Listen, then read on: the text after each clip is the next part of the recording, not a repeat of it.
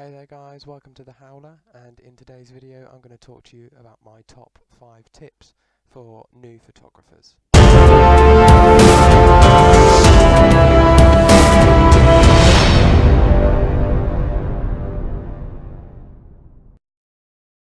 Okay, so tip number 1, shoot in manual mode. You're going to want to always shoot in manual mode. It can be quite scary when you're first starting as a photographer. You may not know much about manual mode, but you must practice with it. You need to look for the M on your photo settings, and you need to make sure that the white line on your camera will have a little white line where the dial for the settings are. You need to make sure that that white line lines up with the M, which stands for manual, so that you're in that correct setting. Now the reason that we use manual mode when we're shooting professionally is because we want full control over all the camera's aspects, all of the camera's settings, so that we can influence the quality of photos that we get. We'll have control over our shutter speed, we'll have control over our aperture, we'll have control over our ISO, so if things are dark we can try and make the photo stand out. We'll have control over our white balance, so we can adjust for different kinds of light, whether it's natural or man-made. And there's so many other aspects of the camera settings that we'll be able to tinker with and really make our photos our own. By shooting in manual mode, there's a lot of effects that you can get that you wouldn't get if you were shooting in automatic. You wouldn't be able to get those real sort of fast freeze images where you've caught something just at the right time. Tip number 2, shoot in RAW format. You always want to shoot in RAW format. If you don't know how to get RAW format on your camera, you go into your settings and you go to the quality settings and you need to make sure that you choose RAW. RAW is a much higher quality image with much more detail in that format. If you shoot in JPEG, you're not going to get the same amount of detail in your images. So when you come to edit them, if you've edited them from a RAW format, you're going to have so much more detail. You're going to have a lot more detail in your shadows, you're going to have a lot more detail in your highlights, you're going to be able to work with the image more and really capture an individual effect.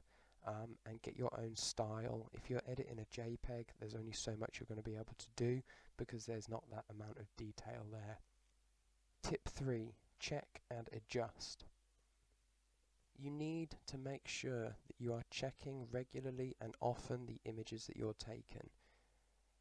No day stays the same throughout the whole thing. You need to make sure that you're checking images as you're taking them, and you're then adjusting your settings on your camera to compensate for any changes in the light that you've got. If you do not make adjustments to the conditions that you're shooting in, you're going to end up with either very underexposed images where you've got no detail at all and you're going to try and bring them out and it's not going to work, or you're going to get the opposite and you're going to have very overexposed images and then you try to edit them down and they're not going to look very good. Tip number 4, you need to think about your composition. The way an image is positioned can really make it a great photo or it can make it a terrible photo. Now one of the ways you can think about composition is by using what's called the rule of 3. This is where you divide your image up into 3 equal parts, both horizontally and vertically. What you then want to try and do as much as possible is to get any subject of your photo that you want to stand out to sit around about on 2 intersecting lines, one horizontal and one vertical. The point at which they intersect is where you want the focus to be, because this is naturally where the human eye will go to look. Another method is what's called leading lines. Now in some cases nature or man-made objects can give us natural lines in its shape and form that we can use as photographers. Things like railroad tracks, you've got natural lines there. The human eye will automatically follow these lines down. Now the final tip, tip number 5, edit them. Edit your photos. It doesn't matter how good you get with manual mode, it doesn't matter how good you are with your settings or your composition, you need to be editing your photos. You'll never achieve the best photos you can without editing them, bringing out those additional details. A lot of people think you need really expensive editing equipment. You don't. In fact, my previous video on the channel, my first video, talks about how you can edit images on the iPhone with the iPhone's built-in editing function. If you haven't watched it, go and give it a watch if you can't afford editing software. So that was my top 5 tips for new photographers. Obviously, if you enjoyed the video, you found it useful, then please give it a like.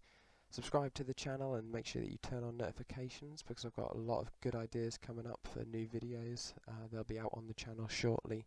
Thank you very so much, guys, for watching.